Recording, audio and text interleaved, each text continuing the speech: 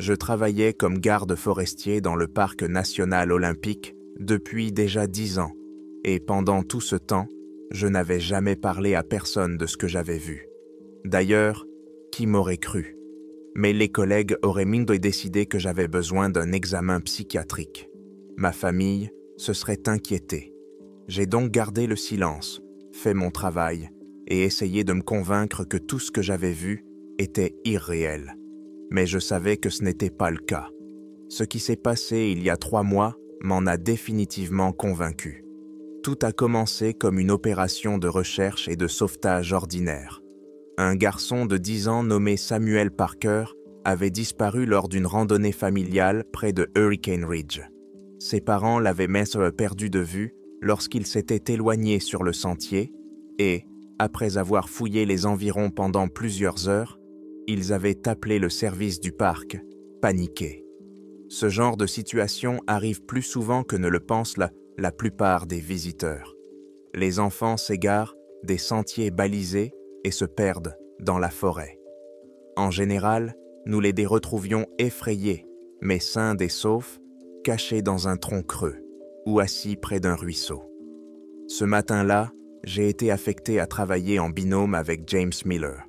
Il était avec nous depuis seulement 6 semaines. Il était énergique, suivait les instructions à la lettre et me regardait comme si je connaissais les réponses à toutes les questions. Nous avons pris en charge la partie nord-est de la zone de recherche. La forêt était pleine de sapins de Douglas et de tsugas occidentaux. Les arbres au-dessus de nos têtes bloquaient de presque toute la lumière, laissant le sol forestier dans l'ombre, seulement éclairé par quelques rayons de soleil. Avez-vous déjà participé à des recherches d'enfants disparus? Ai-je demandé à Miller alors que nous nous frayions un chemin à travers une zone particulièrement dense. Non, monsieur, seulement des scénarios d'entraînement. Eh bien, restez près de moi. Les enfants ne suivent pas toujours la logique lorsqu'ils se perdent. Ils peuvent comme faire des détours, revenir sur leurs pas, se cacher s'ils ont peur. Miller acquiesça, le visage concentré. Que cherchons-nous, à part le garçon lui-même? Des traces, des branches cassées, des emballages de bonbons, tout ce qui n'a pas sa place ici. Nous avons marché pendant environ 2 heures, criant le nom de Samuel et scrutant le sol à la recherche de traces de son passage. Rien ne semblait étrange jusqu'à ce que Miller pointe du doigt vers le haut, à travers une trouée dans les arbres. « Wilson, qu'est-ce que c'est? » Au début, je n'ai pas vu ce qu'il montrait. Puis une légère brise a agité les branches et j'ai vu. Un ballon noir, parfaitement rond et brillant, attaché à la cime d'un jeune cèdre, à environ 50 mètres devant nous. Il flottait immobile là-haut lorsque le vent s'est calmé. « Ce n'est pas normal », ai-je dit en me dirigeant vers lui. Ce ballon n'avait aucun sens.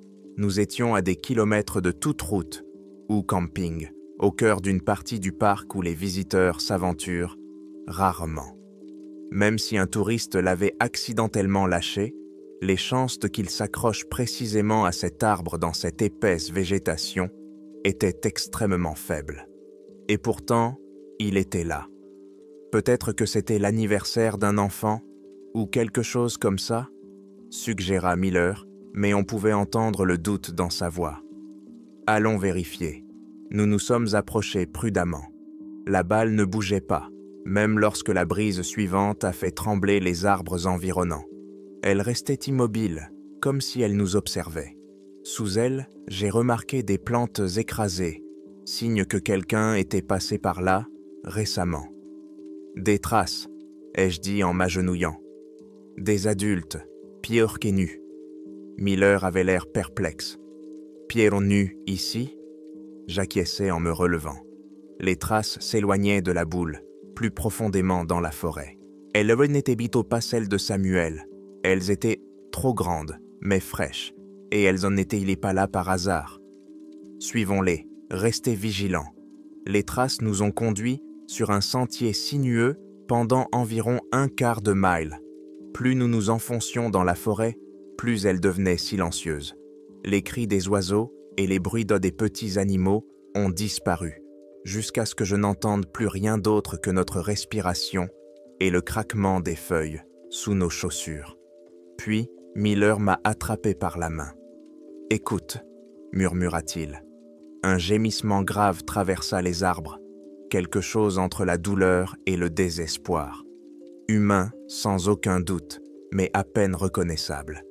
Nous avons accéléré le pas, suivant à la fois le son et les traces, jusqu'à ce que nous débouchions sur une petite clairière. En 10 ans de travail comme garde forestier, j'ai vu beaucoup de choses. Des touristes avec des fractures, des victimes d'attaques d'animaux, j'ai même trouvé un cadavre une fois. Rien ne m'avait préparé à ce que j'ai vu dans cette clairière. Au milieu de la terre nue, gisait un homme recroquevillé sur le côté. Il était complètement nu. Sa peau était recouverte d'une telle quantité de sang qu'elle semblait peinte. Il tremblait et se tordait. Ses membres tremblaient convulsivement, comme s'il essayait de s'éloigner de lui-même. Il serrait contre sa poitrine une petite main d'enfant, coupée au niveau de l'épaule. « Mon Dieu !» murmura Miller en pâlit. Mon entraînement a fonctionné, même si mon cerveau essayait encore de comprendre ce que je voyais. J'ai allumé la radio. « Centrale, ici le Ranger Wilson. J'ai besoin d'une assistance médicale et des forces de l'ordre de toute urgence à mes coordonnées GPS. J'ai trouvé un homme adulte blessé et il y a des signes de violence envers un mineur. Peut-être un meurtre. À vous. » La standardiste a répondu, mais je l'entendais à peine. Je me suis lentement approché de l'homme, faisant signe à Miller de rester en arrière. « Monsieur, je suis garde forestier. Nous allons vous aider. Pouvez-vous me dire votre nom ?» Les yeux de l'homme se sont tournés vers moi, injectés de sang et flous. Sa bouche s'ouvrait et se fermait à plusieurs reprises, mais aucun son ne sortait. Seulement un claquement humide. Je me suis approché pour essayer de trouver d'où venait le sang. Il en était couvert, mais je ne voyais aucune blessure sur lui. Ce n'était pas son sang, c'était celui d'un garçon. La main coupée était petite, trop petite. La peau était douce, comme celle d'un enfant. J'ai remarqué un bracelet tressé rouge et bleu à son poignet. Le rapport sur la disparition du garçon indiquait que Samuel portait un bracelet d'amitié que sa sœur lui avait fabriqué. Je me suis forcé à regarder l'homme de plus près. Aucun papier d'identité, rien qui puisse indiquer qui il était ou d'où il venait. Ses yeux se sont soudainement fixés sur les miens et sa bouche s'est crispée en quelque chose qui ne pouvait pas être qualifié de sourire. « L'escalier » murmura-t-il d'une voix sèche et grinçante. « L'escalier. » « Quel escalier? Où était le garçon? Où est Samuel ?» demandai-je en m'efforçant de parler calmement. « L'escalier » répétait-il sans cesse. Rien d'autre. Les ambulanciers arrivèrent au bout de 20 minutes. Emily Howard et Thomas Reed, tous deux spécialistes expérimentés des accidents en milieu sauvage. Ils se comportèrent de manière professionnelle, mais je vis le choc sur leur visage lorsqu'ils évaluèrent la situation. « La main ?» demanda Emily à voix basse en préparant la civière. « Elle appartient à l'enfant disparu que nous recherchons. » ai-je confirmé. « Un garçon de 10 ans. Le reste du corps est introuvable. » Emily a hoché la tête d'un air sombre et s'est agenouillée près de l'homme, qui avait cessé de trembler, mais continuait à marmonner son mantra à propos de l'escalier. Elle vérifia ses signes vitaux pendant que Thomas préparait un sédatif. « Monsieur, je vais vérifier vos pupilles, » dit-elle en se penchant sur lui avec une lampe de poche. Tout se passa très vite. La main de l'homme se précipita brusquement vers l'avant. Attrapant Emily par le poignet, il l'attira vers lui et enfonça ses dents dans la partie charnue de sa paume, entre le pouce et l'index. Emily poussa un cri, plus par surprise que par douleur. Thomas et moi la tirâmes en arrière, tandis que Miller maintenait les épaules de l'homme au sol. Le sang jaillit de la main d'Emily, se mélangeant aux couches de sang séché qui recouvraient déjà l'homme. « Il a emmené le garçon dans l'escalier !» dit l'homme d'une voix claire, qui avait soudainement changé, devenant plus grave, presque normal. Thomas lui administra alors un sédatif et les yeux de l'homme se fermèrent. Les quelques heures suivantes se déroulèrent dans le brouillard des procédures. L'homme fut transporté à l'hôpital public de l'Ouest pour y subir un examen psychiatrique. La main coupée fut identifiée grâce à ses empreintes digitales comme appartenant à Samuel Parker. Les équipes de recherche ont ratissé toute la zone, mais n'ont trouvé aucune trace du reste du corps de Samuel. L'homme non identifié n'avait pas d'empreinte digitale enregistrée. Il n'y avait aucune déclaration de disparition correspondant à sa description, aucun indice sur son identité ou son origine. L'enquête était dans l'impasse. Au bout d'une semaine, sans le reste du corps, sans explication quant à la présence de l'homme dans la forêt, sans aucun indice auquel se raccrocher, l'affaire était au point. Mort. L'homme ensanglanté restait muet dans l'établissement psychiatrique. Les analyses n'ont révélé aucune trace de drogue dans son organisme, mais ont mis en évidence un traumatisme psychologique grave d'origine inconnue. C'était il y a 3 mois. J'ai essayé de reprendre mes tâches habituelles, patrouiller les sentiers, aider les touristes égarés, vérifier les permis, mais je ne pouvais pas me débarrasser de ce que j'avais vu. La nuit, je rêvais de ce ballon noir flottant parmi les arbres, parfaitement immobile, même lorsque tout autour bougeait dans le vent. J'ai entendu la voix de l'homme changer lorsqu'il a prononcé sa dernière phrase cohérente, avant qu'on lui administre un sédatif. Il a emmené le garçon vers l'escalier. 1 semaine s'est écoulée et la forêt a gardé ses secrets. J'ai essayé de me concentrer sur mes tâches habituelles, mais mon esprit revenait sans cesse à cette clairière, à cet homme ensanglanté, à la main coupée de Samuel Parker. Je ne dormais plus la nuit. Chaque fois que je fermais les yeux, je voyais ce sourire étrange. J'entendais cette voix grinçante parler de l'escalier. Miller semblait également bouleversé, mais il avait transformé son émotion en détermination. « Je veux retrouver ce garçon », m'a-t-il dit alors que nous nous préparions pour la patrouille matinale. Même si ce n'est que le reste de son corps, sa famille le mérite. Notre mission nous a de nouveau conduits dans le quart nord-est, non loin de l'endroit où nous avions trouvé l'homme ensanglanté. Le temps était devenu frais et humide, et le brouillard flottait entre les immenses sapins Douglas. La forêt semblait différente, comme si elle nous observait. « Divisons-nous pour couvrir plus de terrain », ai-je proposé lorsque nous sommes arrivés à une bifurcation. « Tu prends le sentier est qui longe la crête. Je vais vérifier le lit du ruisseau. On se contacte par radio toutes les 15 minutes. » Miller acquiesça et ajusta son chapeau. « Très bien, dans exactement 15 minutes. » Je le regardais s'éloigner jusqu'à ce que le brouillard et les arbres le cachent. La première communication eut lieu à l'heure prévue. Miller m'informa qu'il n'avait rien remarqué d'inhabituel sur son chemin. Je lui répondis la même chose et poursuivis mes recherches. Au bout de 15 minutes, j'ai repris la radio. « Miller, à vous. Je vous écoute. Pas de réponse. »« Miller, vous m'entendez ? Je vous écoute. » Silence. J'ai attendu encore 1 minute, puis j'ai réessayé. Seulement des parasites. J'étais mal à l'aise. Peut-être que la batterie de sa radio était à plat. Peut-être qu'il se trouvait dans une zone de mauvaise réception. Peut-être qu'il était simplement distrait et avait oublié. Ou peut-être pas. Je me suis dirigé vers l'endroit où il était parti, marchant rapidement, mais en regardant attentivement où je posais les pieds, sur le sentier. La forêt était désormais silencieuse.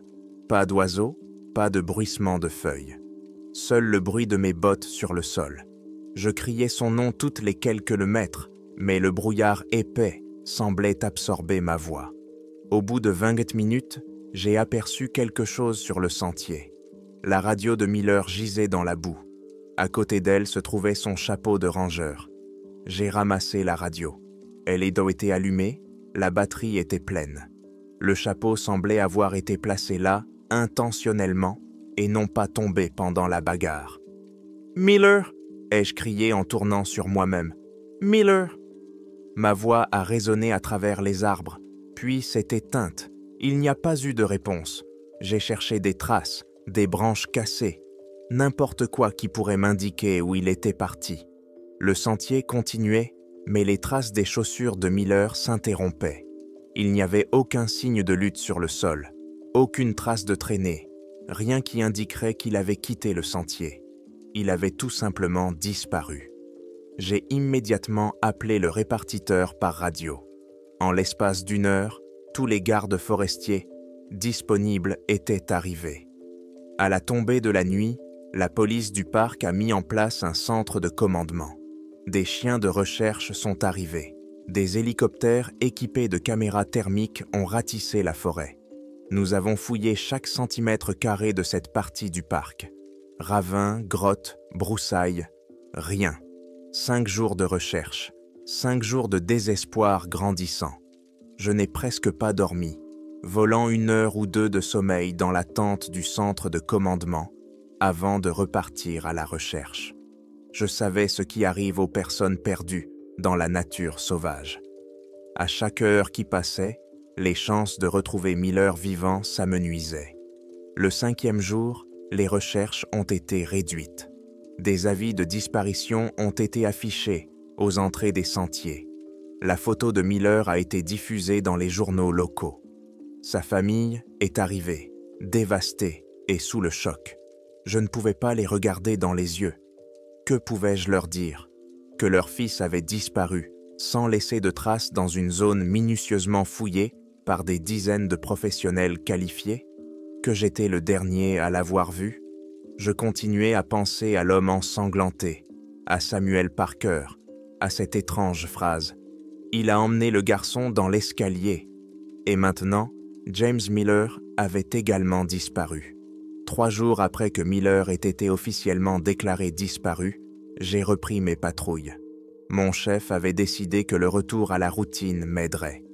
J'ai choisi un itinéraire près de Hurricane Ridge, m'efforçant de me concentrer sur des tâches simples.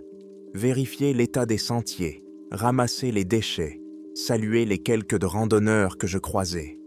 Vers le soir, j'ai traversé une petite prairie entre 2 versants boisés. Les hautes herbes ondulaient doucement dans le vent. À environ 100 mètres devant moi, j'ai aperçu un motif étrange, trop régulier pour être naturel. En m'approchant, j'ai compris ce que je voyais, et un frisson glacial m'a parcouru le dos.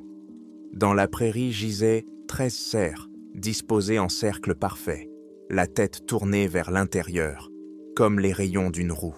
Ils étaient martés tous dans la même position, les pattes repliées sous le corps, comme s'ils avaient tous décidé de s'allonger pour se reposer au même moment. Trop parfait, trop planifié. Je m'approchais lentement à la recherche de signes de prédateurs. Peut-être que des loups avaient tué tout le troupeau d'une manière ou d'une autre. Mais il n'y avait ni sang, ni trace d'attaque. Les cerfs semblaient intacts, leur pelage brillait. Puis, j'ai remarqué leurs yeux. Les 13 cerfs regardaient Vonnie vers le haut, les yeux grands ouverts. Ils n'avaient pas encore commencé à se décomposer. Ils semblaient être morts récemment, peut-être quelques heures auparavant. Alors que je faisais le tour du cercle, un frisson me parcourut le dos. Leurs yeux bougeaient. Au début, je pensais que c'était simplement un jeu de lumière. Mais à mesure que j'avançais, les yeux de chaque cerf mort me suivaient comme des tableaux dans une maison hantée. Malgré l'air frais, des gouttes de sueur perlèrent sur mon front. C'était impossible. Les yeux morts ne vous suivent pas. Les animaux morts ne s'alignent pas en cercle parfait. Je me suis forcé à prendre des photos, immortalisant la scène sous différents angles. Mais tes mains tremblaient tellement que j'ai dû appuyer l'appareil photo contre ma poitrine. À travers l'objectif, la scène semblait presque normale, juste de la faune sauvage morte. Mais je savais ce que j'avais vu. J'ai appelé par radio, m'efforçant de parler de manière professionnelle malgré ma peur. Contrôleur, ici le garde forestier, Wilson. J'ai plusieurs cadavres de cerfs dans ma zone. Je demande l'aide du service de protection de la faune sauvage. Mon supérieur, David Roberts, est arrivé avec des experts 1 heure plus tard. Ils ont examiné le cercle de cerfs, prélevé des échantillons et pris des mesures. Personne n'a mentionné la disposition étrange. Je me tenais à l'écart, observant leur visage. Avez-vous remarqué quelque chose d'étrange chez eux? Ai-je finalement demandé à David. Il a levé les yeux de sa tablette. Comme quoi?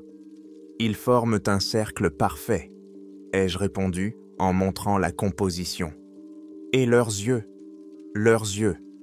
Observez-les lorsque vous vous déplacez autour d'eux. David semblait mécontent, mais il a lentement fait le tour du périmètre. J'ai observé son visage, attendant le moment où il reconnaîtrait, où il serait choqué, où il comprendrait que ses yeux morts le suivaient, mais son expression est restée neutre. « Je ne suis pas sûr de devoir voir ça, Wilson, » dit-il. Je m'approchai d'un des cerfs et m'assis à côté de lui. Son œil me regardait, toujours vif, pas trouble comme celui d'un mort. « Vous ne voyez pas? Ils suivent les mouvements. Tous. » David posa sa main sur mon épaule. « Et tu as traversé beaucoup d'épreuves ces derniers temps. D'abord le garçon Parker, puis Miller. Tu devrais peut-être prendre des vacances? »« Je sais ce que je vois, » répondis-je plus sèchement que je ne l'aurais voulu. « Ce n'est pas naturel. Il y a quelque chose qui cloche ici. Les experts n'ont trouvé aucune cause évidente de décès. Pas de blessure, pas de traces de poison, pas de signes de maladie. Ils ont chargé les cerfs dans leur camion pour les emmener en laboratoire. Je les ai regardés partir avec le sentiment que des preuves importantes disparaissaient de sous mes yeux. Les résultats des tests sont arrivés 3 jours plus tard, sans être concluants. Les 13 cerfs étaient des femelles adultes en bonne santé qui avaient simplement cessé de vivre. Tous en même temps, tous au même endroit, tous dans la même position. La science n'avait aucune explication. Cette nuit-là, j'ai rêvé de cette prairie. Le cercle de cerfs était toujours là, toujours parfait, toujours en train de regarder. Mais maintenant, James Miller se tenait au centre. Il avait le même aspect que lors de notre dernière rencontre, à l'exception de ses yeux. Ils étaient comme ceux des cerfs, grands ouverts, sans ciller, me suivant du regard à mesure que je m'approchais. « Ne touche pas à l'échelle, » murmura-t-il. J'essayais de lui demander ce qu'il voulait dire, où il était, ce qui s'était passé.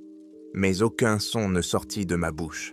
Les cerfs commencèrent à se lever, toujours dans des positions inconfortables, les pattes repliées sous eux. Ils flottaient comme des ballons, leurs yeux ne quittant jamais les miens.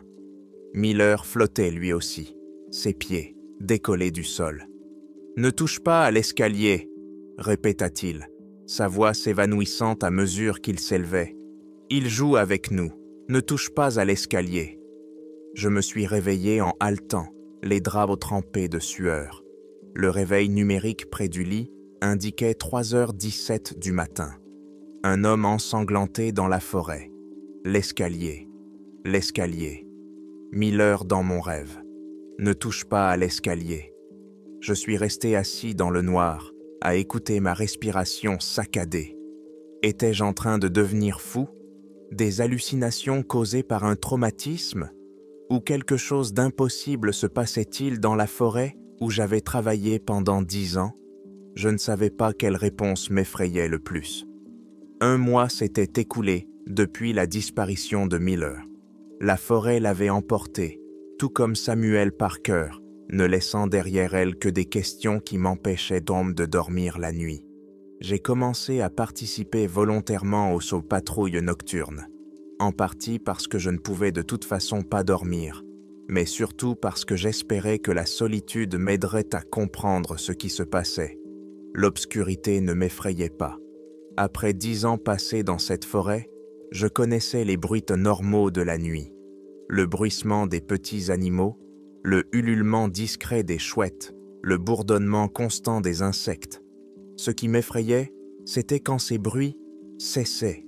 Cette nuit-là, je surveillais une zone reculée de la vallée enchantée, Enchanted Valley. Ma lampe éclairait l'obscurité, tandis que je marchais sur le sentier. Pendant la journée, la vallée était magnifique, un paradis verdoyant, avec de vieux chalets et des cascades ruisselant sur des rochers escarpés. Mais la nuit, éclairée uniquement par les étoiles et ma lampe, elle semblait complètement différente. Je marchais depuis environ 2 heures lorsque je l'ai remarqué. Le silence. À un moment donné, les grillons chantaient et les feuilles bruissaient dans la brise légère. L'instant d'après, plus rien. Un calme absolu. Je me suis arrêté et j'ai éteint ma lampe, laissant mes yeux s'habituer à l'obscurité. Le silence était total.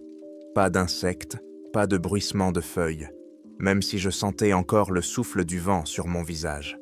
Pas de cris lointains d'oiseaux nocturnes, seulement le bruit de ma propre respiration, trop fort à mes oreilles. Puis, la température a soudainement chuté. La douce nuit d'été s'est instantanément transformée en un hiver profond. Ma respiration s'échappait de ma bouche sous forme de petits nuages de vapeur. Le froid pénétrait à travers ma veste d'uniforme. J'ai rallumé ma lampe torche, dirigeant le faisceau vers le sentier devant moi. Tout semblait normal, mais le silence et le froid effrayant m'ont donné la chair de poule. J'ai fait quelques pas prudents en avant, en examinant les arbres de chaque côté du sentier. C'est alors que je l'ai vu. Une silhouette haute se tenait immobile entre les arbres au loin. Il était trop loin pour que je puisse le distinguer clairement. Juste une silhouette plus sombre que l'obscurité environnante. Mais je savais avec certitude qu'il me regardait. « Allô » ai-je appelé. Ma voix résonnait étrangement dans le silence, comme si elle ne se propageait pas correctement. « Ici le garde forestier Wilson. Identifiez-vous. » La silhouette ne bougeait pas, ne répondait pas. Elle restait simplement là, à observer. J'aurais dû appeler des renforts. J'aurais dû garder mes distances. Mais après un mois sans réponse, après avoir cherché 1000 heures, après avoir essayé de comprendre cet homme ensanglanté et ses paroles énigmatiques à propos d'un escalier, j'avais plus besoin de réponse que de sécurité. Je me suis dirigé vers la silhouette, le faisceau de ma lampe à la main, qui rebondissait à chaque pas. À mesure que je m'approchais, des détails apparurent qui me firent hésiter. L'homme était anormalement grand, au moins 7 pieds, voire plus. Sa peau était pâle, pas simplement blanche, mais translucide, avec des veines apparentes. Mais ce sont ses yeux qui m'effrayèrent. Ils étaient complètement blancs. Pas de pupilles, pas d'iris, juste des yeux blancs vides qui, d'une manière ou d'une autre, semblaient me fixer. Je me suis arrêté à environ 15 pieds de lui, ma main se tendant vers le spray au poivre, accroché à ma ceinture. Non pas que je pensais que cela m'aiderait contre cela. « Bonsoir, Ranger Wilson », dit l'homme. Il avait un accent que je ne parvenais pas à identifier, pas tout à fait britannique, pas tout à fait reconnaissable. Il semblait ancien, comme un langage d'une autre époque. « Comment connaissez-vous mon nom ?» demandai-je en m'efforçant de garder une voix calme. « Je connais tous les joueurs, » dit-il en souriant, dévoilant ses dents. Elles étaient trop nombreuses et toutes anormalement pointues. « Je m'appelle Michael Sullivan. J'attendais avec impatience de pouvoir faire votre connaissance. » Sullivan, le nom mentionné par l'homme ensanglanté, le nom qui avait fait pâlir mon patron. « Que faites-vous dans le parc après la fermeture ?» demandai-je, me référant au protocole, car je n'avais plus rien d'autre à quoi me raccrocher. Les sentiers sont fermés après le coucher du soleil. Sullivan a ri, un son semblable au bruissement de feuilles sèches frottant contre la pierre. « Vous aimez notre jeu, Ranger Wilson ?»« Quel jeu? De quoi parlez-vous ?»« La recherche, la découverte, la peur. » Il a penché la tête dans un angle étrange et artificiel. Les joueurs n'ont pas besoin de comprendre les règles, ils ont juste besoin de jouer. J'avais la bouche sèche. Où est James Miller? Où est Samuel Parker? Le sourire de Sullivan s'élargit. Ton ami James joue bien, et le garçon aussi. Joue. Au présent, pas jouait. Ils étaient vivants. Où sont-ils? Je fis un pas en avant, la colère l'emportant un instant sur la peur. « qu'avez-vous fait d'eux? J'ai ouvert les portes. Ils sont entrés. Les yeux blancs de Sullivan ne clignaient jamais. Tout comme toi, avec le temps. Qu'est-ce que cela signifie? Quelle porte? Mais Sullivan reculait déjà, comme s'il glissait en arrière. Son corps devenait de plus en plus flou à chaque seconde, jusqu'à ce qu'il disparaisse dans l'obscurité entre les arbres. Je bondis en avant, dirigeant ma lampe vers l'endroit d'où il était parti. « Attendez! Dites-moi où ils sont !» Je me frayais un chemin à travers les buissons, les branches me fouettant le visage et les mains. Ma lampe n'éclairait qu'une forêt vide devant moi. Sullivan avait complètement disparu. Pas de traces, pas de branches mal cassées. Rien qui indiquât sa présence. Je cherchais pendant près d'1 heure, décrivant des cercles de plus en plus larges. Rien. Sullivan s'était tout simplement évaporé. Au moment où je ne pouvais plus le voir, les bruits habituels de la forêt sont lentement revenus. Un criquet s'est mis à chanter, puis d'autres l'ont rejoint, et j'ai entendu de petits animaux s'agiter dans les buissons. La température était revenue à la normale, il faisait chaud, comme il se doit pendant une nuit d'été. Tout semblait à nouveau normal, mais pour moi, plus rien ne serait jamais normal. Le lendemain matin, j'ai raconté ce qui s'était passé à mon supérieur, David Roberts. Nous étions assis dans son petit bureau, au siège du parc. Je me suis en tenu au fait, décrivant l'apparence de Sullivan, sa façon étrange de parler et ce qu'il savait sur Miller et Parker. Pendant que je parlais, le visage de David pâlissait. Lorsque j'ai prononcé le nom de Sullivan, il avait l'air sur le point de vomir. « Tu es sûr qu'il s'est présenté sous le nom de Michael Sullivan ?» a demandé David d'une voix tendue. « Oui, il connaissait mon nom, même si je ne le lui avais pas dit.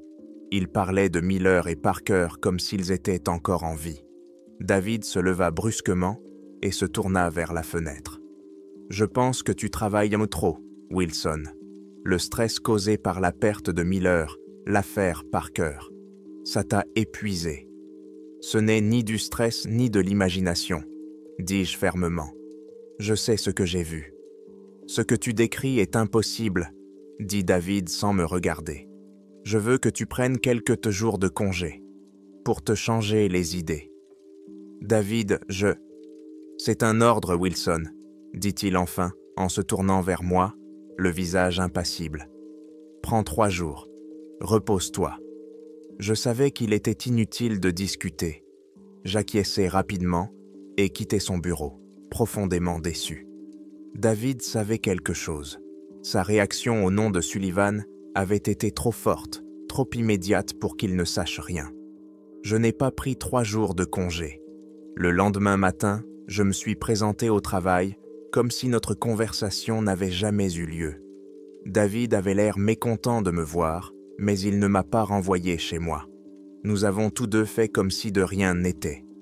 3 jours plus tard, j'étais en train de remplir des rapports au poste des gardes forestiers lorsque j'ai entendu des voix provenant de la salle de repos. J'ai reconnu Jack Thompson et Mark Reeves, 2 rangers seniors qui travaillaient dans le service des parcs depuis plus longtemps que moi. « Le 3e cette année, » disait Jack d'une voix calme mais tendue.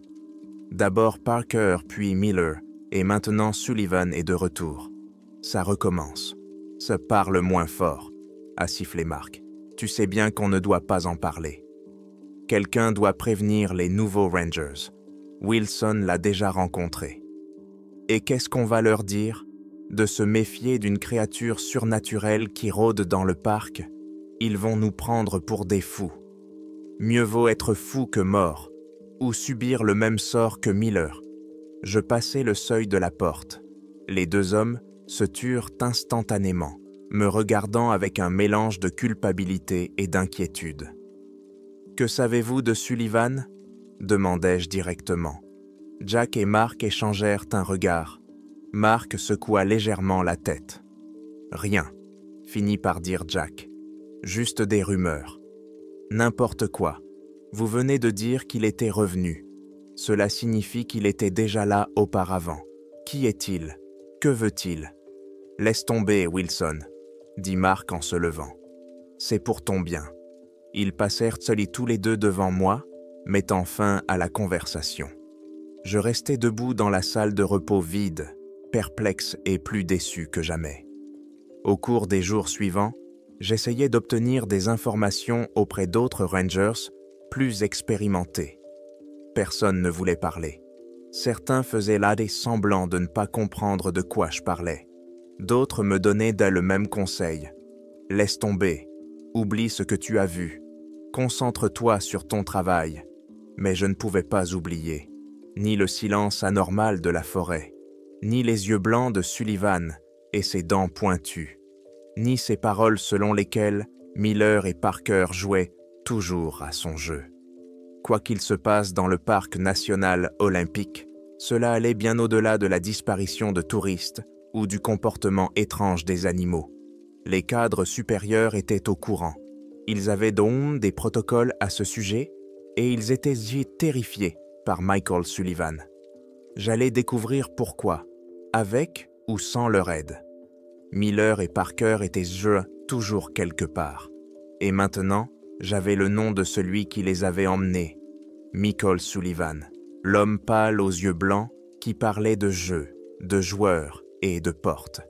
Je devais simplement comprendre les règles de son jeu avant de devenir moi-même un disparu de plus dans cette très vieille forêt. Plusieurs semaines s'étaient écoulées depuis ma rencontre avec Michael Sullivan. La forêt avait repris son cours normal, mais pas moi. Je sursautais à chaque ombre. Chaque bruit inattendu me faisait sursauter. Je continuais à chercher dans les arbres cette grande silhouette aux yeux blancs, mais elle ne réapparut plus. J'essayais de parler de Sullivan aux autres gardes forestiers, mais la plupart faisaient semblant de ne pas comprendre ou changèrent de sujet. Les rares personnes qui connaissaient ce nom, comme Jack et Mark, refusaient d'en discuter. Cela me disait tout ce que j'avais besoin de savoir. Le brouillard matinal était encore bas lorsque je traversais les vieux arbres près de la rivière Elwha. Cet endroit ne figurait pas sur les cartes touristiques. Il était trop éloigné et trop sauvage pour les touristes ordinaires. Idéal pour quelqu'un qui voulait cacher quelque chose. Je marchais depuis environ 2 heures lorsque je suis tombé sur une petite clairière que je n'avais jamais vue auparavant. Ce que j'y ai trouvé m'a fait m'arrêter net. 4 personnes étaient assises autour d'une table de pique-nique en bois au centre de la clairière. À première vue, elles ressemblaient à des touristes ordinaires faisant une pause. 3 hommes et une femme en tenue de randonnée jouaient aux cartes, des canettes de bière à côté d'eux. Mais quelque chose clochait dans cette scène. Ils étaient trop immobiles, trop silencieux. Aucun d'entre eux n'a même levé la tête lorsque je me suis approché.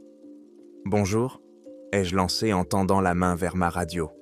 Je n'ai reçu aucune réponse. Je me suis approché, mes chaussures craquant sur les feuilles, mortes. Toujours aucune réaction de la part du groupe. Quand je me suis trouvé à environ 3 mètres, j'ai compris pourquoi.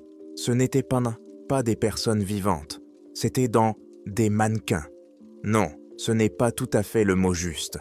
Ces silhouettes étaient trop détaillées, trop parfaites. Leur peau avait des pores, des rides et même des veines à peine visibles sous la surface. L'un des hommes avait une barbe qui semblait assez réelle pour pouvoir se gratter. La femme avait une petite cicatrice au-dessus du sourcil. Le plus effrayant, c'étaient leurs yeux. Vitreux, mais d'une certaine manière conscients, comme ceux des animaux empaillés. Je fis lentement le tour de la table. Chacun tenait des cartes à jouer, indiquant une partie inachevée.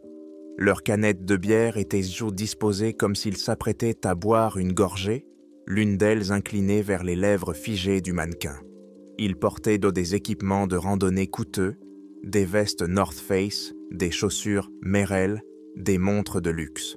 Tout en eux semblait irréel, sauf leur immobilité absolue. J'ai sorti mon téléphone et j'ai commencé à prendre des photos. Des gros plans de leurs visages, de leurs mains, des cartes qu'ils tenaient, des plans généraux de toute la scène. J'ai même enregistré une courte vidéo commentant ce que je voyais d'une voix plus calme que je ne l'étais en réalité.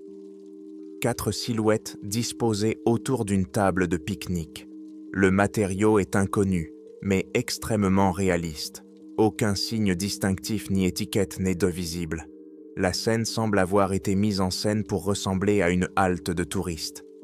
J'ai tendu la main, hésitant avant de toucher l'épaule de la silhouette la plus proche. Au toucher, cela ressemblait à de la peau, chaude et légèrement molle lorsque j'ai appuyé dessus. J'ai rapidement retiré ma main et l'ai essuyée sur mon pantalon. Ce n'étaient pas des mannequins. Je ne savais pas ce que c'était, mais ce n'étaient pas des objets d'exposition ni des œuvres d'art. Aucun fabricant n'aurait pu créer quelque chose d'aussi réaliste.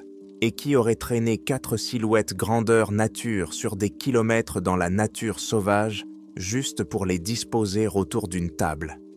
J'ai appelé le quartier général par radio, rapportant ma découverte de manière simple et directe. Ici, le Ranger Wilson, j'ai découvert quelque chose d'inhabituel dans ma zone. 4 silhouettes réalistes disposées autour d'une table de pique-nique. Je demande l'aide des techniciens de la police scientifique. Le répartiteur m'a demandé si j'avais trouvé des restes humains. Je ne savais pas quoi répondre. Non, pas de restes, mais j'ai besoin que quelqu'un vienne voir ça. J'ai donné mes coordonnées et on m'a dit qu'un spécialiste me rejoindrait à la station des Rangers dans 2 heures. Je devrais les ramener sur place. J'ai passé encore 30 minutes à documenter tout ce qui concernait la scène. J'ai mesuré la table, noté la position des canettes de bière et même noté les cartes que chaque personnage tenait. La femme avait un full. L'homme en face d'elle bluffait avec une paire de 2. Avant de partir, j'ai placé de petits repères au bord de la clairière, afin de la retrouver facilement. J'ai jeté un dernier regard aux joueurs de cartes figés et je suis retourné à la gare. Le criminologue qui m'a accueilli était Peterson. Il a peu parlé pendant le trajet du retour, se contentant de hocher la tête de temps en temps lorsque je lui décrivais ce que j'avais trouvé. Son imperturbabilité me mettait mal à l'aise. « Avez-vous déjà été confronté à une situation similaire ?» lui ai-je demandé lorsque nous nous sommes garés au début du sentier. Avant de répondre, Peterson a vérifié son sac contenant son équipement. « Je travaille dans ce parc depuis 27 ans. J'ai vu beaucoup de choses. Ce n'était pas vraiment une réponse, mais je m'y étais déjà habitué. Le chemin du retour a pris plus de temps, car Peterson ne se pressait pas. Il avançait prudemment, sans se précipiter, s'arrêtant de temps en temps pour reprendre son souffle. Pendant tout ce temps, je pensais aux silhouettes autour de la table, me demandant si elles avaient bougé ou changé depuis que je les avais laissées. Lorsque nous sommes enfin arrivés à la clairière, je me suis arrêté au bord, perplexe. La table de pique-nique était toujours là. Les canettes de bière étaient toujours là, disposées exactement comme je les avais documentées. Les cartes à jouer étaient éparpillées sur la surface de la table. Les mêmes mains que j'avais remarquées auparavant, mais les silhouettes avaient disparu. « C'est impossible », ai-je dit en courant vers la table. Ils étaient juste là. 4 d'entre eux étaient assis à table. Peterson n'avait pas l'air surpris. Il a enfilé des gants en latex et a commencé à examiner les canettes de bière. « Ils étaient juste là », ai-je répété en sortant mon téléphone. « Regardez, j'ai des photos. » J'ai ouvert ma galerie de photos et je me suis figé. Les photos étaient linkées là. La clairière, la table de pique-nique, les canettes de bière, les cartes à jouer, mais sur chaque photo, la table était vide. Pas de silhouette, pas de mannequins incroyablement réalistes jouant au poker au milieu de nulle part. « Ce n'est pas normal », dis-je en faisant défiler fébrilement les images. Ils étaient loin de là. J'ai touché l'un d'eux. Il était chaud. Peterson rassemblait les canettes de bière dans des sacs pour l'épreuve, en marquant soigneusement chacune d'elles. « Vous n'avez pas l'air surpris », dis-je en observant son travail. Il m'a jeté un bref regard. « Comme je vous l'ai dit, je suis ici depuis longtemps. Vous avez donc déjà vu ce genre de choses auparavant ?» des choses qui apparaissent et disparaissent, des choses qui ne sont pas visibles sur les photos. Peterson a scellé le sac de preuves avant de répondre. Aujourd'hui, nous nous contentons de recueillir des preuves matérielles, Ranger Wilson. C'est mon travail. Il travaillait méthodiquement, ramassant les cartes à jouer, prélevant des échantillons sur la surface de la table, photographiant les lieux. Je me tenais à l'écart, ressentant une frustration grandissante. Les preuves de ce que j'avais vu disparaissaient comme littéralement sous mes yeux, et la seule personne qui pouvait avoir des réponses évitait délibérément mes questions. Lorsque nous avons eu terminé, Peterson avait toute une collection de sacs contenant des objets, des canettes de bière, des cartes à jouer, des échantillons de bois provenant de la table, de la terre, autour de celle-ci. Des preuves de matériel qu'il y avait eu quelque chose là, mais rien qui prouve ce que j'avais vu. Que va-t-il advenir de tout cela ? Ai-je demandé pendant que nous retournions à la voiture. Analyse standard, je vais rédiger un rapport. Et ensuite, Peterson a ajusté son sac à dos. Ensuite, tout cela ira aux archives, avec tout le reste. Avec tout le reste.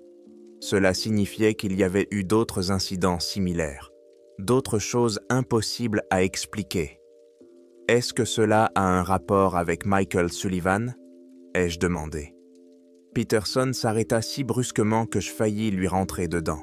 Il se retourna, l'air sérieux pour la première fois. « Où avez-vous entendu ce nom ? » « Je l'ai rencontré dans la forêt. Grand, les yeux blancs, trop de dents. » Le visage de Peterson pâlit. « Vous lui avez parlé ? » ?»« Oui, il connaissait mon nom. Il parlait de Miller et Parker comme s'ils étaient vivants. » Peterson se détourna et continua à marcher sans dire un mot. Nous parcourûmes le reste du chemin en silence. Lorsque nous arrivâmes au début du sentier, il prit ses sacs contenant les preuves et partit sans dire au revoir. Toute la nuit, j'ai regardé et regardé mes photos, essayant de comprendre comment 4 silhouettes réalistes avaient yamment pu disparaître, non seulement de la clairière, mais aussi de mes preuves documentées. Je savais ce que j'avais vu. Je savais que je ne l'avais pas imaginé. 3 jours plus tard, je patrouillais dans la région près du mont Olympus. Le sentier traversait des prairies alpines parsemées de fleurs sauvages de fin d'été. La montagne elle-même s'élevait au loin, ses glaciers scintillant sous le soleil de l'après-midi. C'était le genre de vue qui me rappelait pourquoi j'étais devenu garde forestier. Je vérifiais un camping isolé lorsque j'ai remarqué un sentier animalier menant à un bosquet de sapins subalpins. Quelque chose a attiré mon attention, peut-être la façon dont la lumière filtrait à travers les branches, ou peut-être un mouvement à la limite de mon champ de vision. Je me suis engagé sur le sentier étroit, écartant les branches me basses. Les arbres devenaient de plus en plus denses à mesure que j'avançais, bloquant de plus en plus la lumière du soleil, jusqu'à ce que je me retrouve dans des ombres teintées de vert. L'air y était plus frais, plus humide. Puis les arbres se sont écartés pour laisser place à une autre petite clairière. Et je l'ai vu. Un escalier. Il se trouvait simplement au milieu de la forêt. Pas de bâtiment à proximité, pas de construction autour, juste un vieil escalier en bois, usé, avec une rampe sculptée, qui semblait avoir sa place dans un vieux manoir plutôt que dans la nature sauvage. J'avais entendu parler de ces escaliers, des rumeurs parmi les gardes forestiers, qui étaient rapidement étouffées lorsque les supérieurs étaient et présents. « Ne vous approchez jamais de l'escalier, » disait-il. « Ne le touchez jamais. Ne montez jamais dessus. » Je comprenais maintenant pourquoi l'homme ensanglanté répétait « l'escalier » comme une mantra. Pourquoi Miller, dans mon rêve, m'avait mis en garde de ne pas le toucher. L'escalier mesurait environ 15 pieds de haut et ne menait nulle part, seulement dans le vide. Le bois semblait vieux, mais pas pourri, blanchi par les intempéries jusqu'à devenir gris, comme un morceau de bois flotté, avec des sculptures détaillées le long de la rampe. Il n'avait pas sa place ici. Rien de tel ne devrait exister dans un parc national à des milliers de kilomètres de la maison victorienne la plus proche. Je sortis mon téléphone et commençai à enregistrer, en commentant à voix basse. Un escalier en bois dans une clairière près du mont Olympe. Aucune annexe. Il semble très ancien, mais en bon état. Un design raffiné, incompatible avec les constructions du parc. Je l'ai lentement contourné, en gardant mes distances. Contrairement au mannequin, l'escalier projetait une ombre sur le tapis forestier. Un objet physique réel, ni illusion ni hallucination. Je voulais partir, j'aurais dû appeler des renforts ou m'éloigner de cette construction impossible, mais quelque chose me retenait. J'avais l'impression que je devais monter cet escalier et voir ce qu'il y avait en haut. Je m'approchais, pas à pas. L'air autour de l'escalier semblait différent, plus lourd, rempli de quelque chose que je ne pouvais expliquer. Ma radio se mit à émettre des parasites à mesure que je m'approchais, me faisant sursauter. Je me suis arrêté sur la marche du bas, levant les yeux. 13 marches menant vers nulle part. La texture du bois présentait d'étranges motifs qui, à y regarder de plus près, ressemblaient à des visages. Avant de pouvoir changer d'avis, j'ai posé le pied sur la première marche. Immédiatement, j'ai senti une pression sur tout mon corps, comme si j'essayais d'avancer contre un vent violent. J'avais du mal à respirer. Ma vision s'est assombrie sur les bords. J'ai ressenti une terreur totale et absolue, dépassant les limites du normal. Des images ont défilé dans ma tête. Le chapeau vide de Miller sur le sentier. Le cercle de cerf aux yeux mobiles. Le sourire trop large de Sullivan avec ses dents pointues. Et sous tout cela, un murmure d'avertissement. Ce n'est pas encore le moment. Ce n'est pas ton tour. Recule. Je trébuchai en arrière et tombai sur le tapis de feuilles mortes. La pression disparut instantanément. Je pouvais à nouveau respirer. La peur s'était dissipée, mais je tremblais encore sur le sol. Je rampais loin de l'escalier, sans m'arrêter, jusqu'à ce que mon dos heurte le tronc d'un arbre. Je haletais. L'escalier se trouvait simplement dans la clairière, d'apparence ordinaire. Juste une construction normale, à un endroit où elle n'aurait pas dû se trouver. Mais maintenant, je savais. L'escalier n'était pas seulement déplacé, il était anormal, un chemin dangereux vers ailleurs, comme l'avait dit Sullivan. Cette fois-ci, je n'ai pas pris de photos. Je n'ai pas appelé les secours. J'ai simplement noté l'emplacement sur mon GPS et je suis parti, retournant rapidement sur le sentier principal. Je devais comprendre ce qui se passait avant d'informer quelqu'un d'autre de ma découverte. Après ma rencontre avec l'escalier, mes priorités avaient changé. Je n'étais plus simplement un garde forestier à la recherche de personnes disparues. J'étais devenu un chercheur à la recherche de la vérité sur Michael Sullivan et son jeu. La première chose que j'ai faite en retournant à la station a été de me plonger dans les anciennes archives du parc. Je cherchais des noms. Michael Sullivan, Samuel Parker, James Miller. J'ai parcouru d'anciens rapports d'incidents, des registres sur la faune sauvage et même des notes de service datant de plusieurs décennies. Le nom de Michael Sullivan n'apparaissait dans aucun rapport officiel d'incident, ce qui n'était pas surprenant compte tenu de la réaction des gardes forestiers supérieurs. Mais j'ai trouvé quelque chose d'intéressant dans la section « Phénomènes anormaux dans la faune sauvage », un dossier non officiel tenu par l'un des premiers directeurs du parc. J'ai trouvé des notes sur plusieurs incidents similaires à celui que j'avais vu. 1988, découverte d'un cercle parfait de 7 cerfs morts dans la région des 7 lacs. La cause du décès n'a pas été établie. Le rapport indique que tous les animaux étaient disposés de manière anormale face au centre du cercle.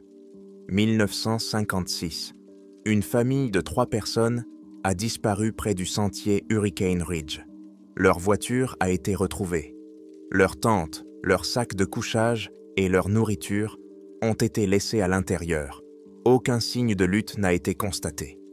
1 mois plus tard, dans la même région, un chasseur a déclaré avoir vu 3 figures réalistes en cire agenouillées autour d'un feu qui ne brûlait pas. L'enquête policière n'a rien révélé. 1937, le garde forestier Thomas Hale a signalé la découverte d'un escalier victorien menant nulle part au fond de la vallée enchantée. Son rapport indiquait « On ignore comment une structure aussi grande et détaillée a pu être amenée à cet endroit. L'escalier a été entouré d'une corde et marqué. Le lendemain matin, lorsque l'équipe de démantèlement est arrivée, l'escalier avait disparu. » Le garde forestier Hale a ensuite été transféré hors du parc et a pris sa retraite pour raison de santé. J'ai senti des frissons me parcourir la peau. Ces incidents n'étaient pas isolés. Ils faisaient des parties d'un schéma.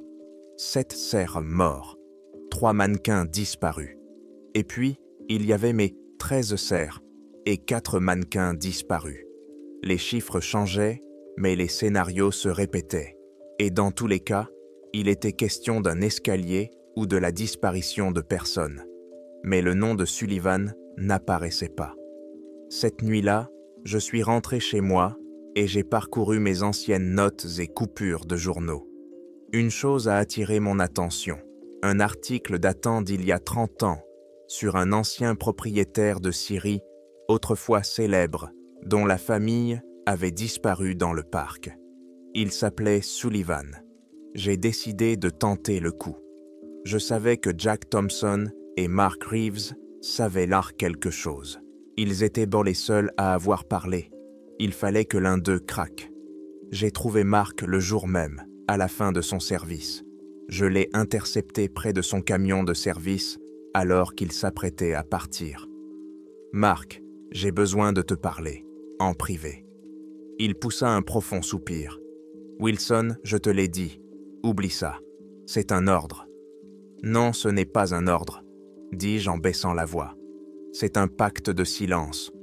Je sais que tu sais, Mark. Je l'ai vu. J'ai rencontré Sullivan. » Les yeux de Mark s'écarquillèrent de peur, une peur sincère. J'ai vu son escalier, j'ai vu ses mannequins. Il y a des rapports datant de 1937 dans les archives. Que se passe-t-il ici? Et pourquoi faisons-nous semblant que cela n'existe pas? Mark m'a regardé, puis a regardé son camion, puis a regardé autour de lui pour s'assurer qu'il n'y avait personne. D'accord, mais pas ici. Rendez-vous dans 2 heures à la taverne, chez Tom le Sombre, à Port Angeles. Et n'en parle à personne. À personne. 2 heures plus tard, j'étais assis dans un coin sombre du bar, Mark en face de moi. Il tenait un verre de whisky à 2 mains. « Je serai viré si quelqu'un apprend que je t'ai dit ça, » murmura Mark. « Mais tu es déjà trop impliqué, et tu as raison, ça recommence. » « Quoi? Qui est donc Michael Sullivan? » Michael Sullivan n'est pas un touriste, Wilson. C'est le nom que nous utilisons pour parler de lui sans le nommer. Il remonte à une histoire vieille de 50 ans. La famille Sullivan, qui a disparu dans la vallée. Ce n'est qu'un pseudonyme. Alors, qui est-il? Mark but une grande gorgée de whisky. Il est le gardien, ou le marionnettiste. Nous, les anciens, l'appelons l'anti-ranger. Ce n'est pas un homme. Il fait partie du parc. Une partie du parc? Qu'est-ce que cela signifie? Cette forêt est très ancienne, Wilson. Nous travaillons en surface, sur les cartes, sur les sentiers. Mais il existe un autre niveau, ce qui se trouve en dessous, sous tout cela. Une chose ancienne qui n'aime pas être dérangée. Elle aime jouer. Jouer, répétai-je, comme il l'a dit. Son jeu, c'est la disparition. Il prend les gens qui sont soit trop profondément dans la forêt, soit qui travaillent ici depuis trop longtemps. Ceux qui se trouvent à la frontière entre la civilisation et la nature sauvage. Il les prend et les transforme en ses expositions. Mark m'a dit tout ce qu'il savait. L'homme ensanglanté était celui qui avait essayé de s'échapper. L'escalier est la porte qui mène à son musée. Les mannequins que j'ai vus sont les disparus. Les gens qu'il a transformés en figures parfaites et éternelles pour qu'ils s'assoient et jouent à ses jeux. Quant à Samuel Parker, dit Mark d'une voix à peine audible, il l'a emmené. Il voulait juste une partie de ton ami pour attirer ton attention, pour faire de toi un joueur. James Miller, fait-il partie des expositions? Probablement. Quand l'anti-ranger emmène quelqu'un de notre équipe, il le fait pour montrer que même nous, qui connaissons ces règles, ne sommes pas en sécurité. Et qu'y a-t-il en haut de l'escalier? Mark m'a regardé dans les yeux, et ses yeux étaient remplis d'une terreur sincère. Nous ne savons pas, mais selon les rumeurs, c'est son exposition, l'endroit où sont conservées toutes ces expositions, dans un état parfait, intact, figé à jamais dans le temps. Tu as vu les mannequins, Wilson? C'est James, c'est Parker, ce sont les autres Rangers qui ont disparu au cours des 80 dernières années. Mon cœur battait à tout rompre dans ma poitrine. Tout cela était réel. L'anti-ranger, les expositions, la disparition, l'escalier. Pourquoi ne m'avez-vous pas prévenu? Pourquoi David a-t-il ordonné de se taire? Le protocole, répondit Mark. On nous a appris que si quelqu'un de notre équipe commence à parler de lui, il devient le prochain. On te considère comme traumatisé, Wilson. Parce que si les autorités reconnaissent son existence, elles devront fermer un tiers du parc. Et ni le service des parcs nationaux, ni les politiciens ne le permettront. C'est pourquoi nous faisons semblant que cela n'existe pas. J'ai trouvé l'escalier, Mark. Hier, j'ai touché la première marche. Mark pâlit. Il regarda rapidement autour de lui, les yeux fiévreux. Pars d'ici, vite, tu viens de devenir une cible. Je ne peux pas partir, je dois trouver Miller, et je dois l'arrêter. Tu ne peux pas l'arrêter. Mark frappa du poing sur la table, faisant bondir la bouteille. Il fait partie du parc. La seule façon de gagner, c'est de partir pour toujours. Tu es déjà devenu un joueur. Maintenant, tu dois abandonner le jeu. Je secouai la tête. Non, si Miller et Parker sont quelque part là-bas, je dois les trouver. Et si l'escalier est la porte d'entrée de son Belhomme musée, j'irai là-bas. Tu vas mourir, murmura Mark, et tu deviendras une autre de ces pièces d'exposition, Wilson. Un autre rangeur parfaitement figé pour sa collection. Je l'ignorais, me levant et me dirigeant vers la sortie. Le lendemain matin, j'étais à mon poste. J'ai passé 2 heures à la bibliothèque du parc à lire des légendes indiennes anciennes. Et j'en ai trouvé une, l'histoire des Quileutes, sur celui qui change de forme, une créature pâle qui vit dans les arbres les plus anciens. Il enlève les gens et les fige pour l'éternité, afin qu'ils soient les témoins muets de sa puissance. La légende disait qu'on pouvait le trouver au sentier de nulle part, un passage sculpté dans le bois. Tout s'imbriquait. Michael Sullivan, l'anti-ranger, celui qui change de forme. Je suis retourné à l'endroit où j'avais trouvé l'escalier. Je savais qu'il pouvait avoir disparu, comme celui du Ranger Hale, mais j'espérais qu'il serait toujours là. À mon grand soulagement, il était toujours là. Tout aussi absurde, tout aussi incongru. 13 marches menant au vide. Je sortis une corde et un mousqueton solide de mon sac à dos. Je savais qu'une fois entré dans somptueux musée, je risquais de ne pas retrouver le chemin du retour.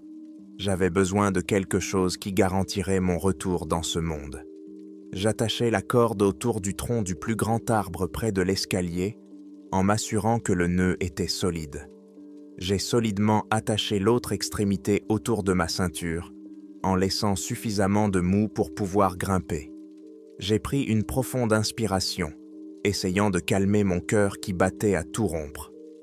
« Michael Sullivan », ai-je dit dans le silence de la forêt, « ton jeu est terminé. » Je remis le pied sur la première marche. La pression revint, plus forte qu'auparavant. Cette fois, ce n'était pas seulement de la terreur. Elle était imprégnée d'une profonde haine personnelle. Grincement. La marche trembla. Je commençais à monter. 2e marche. 3e. À chaque pas, un son que je ne pouvais décrire s'intensifiait. Un son qui semblait provenir non pas de l'extérieur, mais de ma propre tête. À la 6e marche, je m'arrêtai, trempé de sueur. Ma jambe toucha la 7e marche et je le vis. Il se tenait sur la 13e marche, tout en haut. L'anti-ranger, grand pâle, avec des yeux blancs et un sourire trop large. « Tu es devenu jouer, Ranger Wilson, » dit-il. Sa voix semblait provenir de toutes les directions. « Je suis venu chercher mes amis, Sullivan. » Il rit, et ce fut le même son que celui des feuilles frottant contre la pierre. « Tes amis, ils ne sont pas à toi. Ce sont mes pièces de collection, le chaînon manquant de ma collection. Tu as fait un bon choix, Wilson. Ta disparition complétera ma section des Rangers, le complément idéal à mon musée. » Il tendit sa longue main pâle. « Lève-toi, Wilson. Regarde ce qui t'attend là-haut. L'éternité dans un moment parfait et immuable. Tu ne vieilliras jamais. Tu ne mourras jamais. Tu seras parfait. » Je regardais sa main, puis la corde attachée à ma ceinture. Je savais que je ne pourrais pas le vaincre dans un combat physique, mais je ne pouvais pas simplement devenir son objet d'exposition. « Je ne joue pas selon tes règles, Sullivan, » dis-je. Je sortis mon couteau de chasse de ma poche. « Alors tu enfreins les règles, » dit-il, et son sourire disparut. Son visage devint impassible, totalement dépourvu d'émotion. « Nous verrons comment tu te comporteras lorsque ta collection sera menacée, » dis-je. Et de toutes mes forces, je frappai la rampe de l'escalier avec mon couteau. Le bois grinça. À la 12e marche, il rugit, un son qui fit trembler la forêt. Ce n'était pas de la colère, mais de la panique, quelque chose de plus ancien. « Non !» Il sauta du sommet, son long corps plongeant vers le bas. Je frappai à nouveau, visant une autre marche. « C'est à moi !» cria-t-il. « Mon chemin, mon musée !» Je frappai la 3e marche, la fendant en deux. À ce moment-là, l'escalier cessa d'être un escalier. Le bois se mit à se tordre comme un serpent. Puis des visages apparurent sur toute la longueur de l'escalier. Les visages de touristes disparus depuis de nombreuses années. Les visages de James Miller et Samuel Parker. Leurs bouches s'ouvrirent dans un cri silencieux. « Ne touche pas à ma section des escaliers !» cria l'anti-ranger, sa voix désormais réduite à un hurlement perçant. Je sortis mon couteau et coupai la corde attachée à ma ceinture. J'avais besoin d'un élan. Je pris appui sur la marche et me jetai sur le sol forestier, échappant ainsi à ses mains. L'escalier s'est effondré. Dans un grand fracas, semblable à un gémissement, l'escalier a commencé à se désagréger. Le bois s'est transformé en poussière et en sable fin, qui s'est instantanément dispersé sous l'effet d'un coup de vent soudain. Une fois l'escalier disparu, la clairière était revenue à la normale. Le silence, les oiseaux et les odeurs de la forêt. Seul l'anti-ranger restait à l'endroit où se trouvait l'escalier quelques instants auparavant. Il se tenait immobile, ses yeux blancs fixés sur moi. Pour la première fois, son visage était dépourvu de sourire. Il n'y avait qu'une pure et ancienne fureur. « Tu l'as brisé, » murmura-t-il. « Tu l'as détruit. Tu ne peux pas m'arrêter. Maintenant, tu m'appartiens. Ta place t'attend. » Il fit un pas vers moi. Je me levai d'un bond. Je savais que je n'avais aucune chance. L'échelle avait disparu, mais lui était toujours là. « Ton musée est ici, Sullivan, » dis-je en montrant la forêt. « Cet endroit obéit à ses règles, pas aux tiennes. » Il ne répondit pas. Il se contenta de s'approcher, sa silhouette se déplaçant trop rapidement, trop fluidement.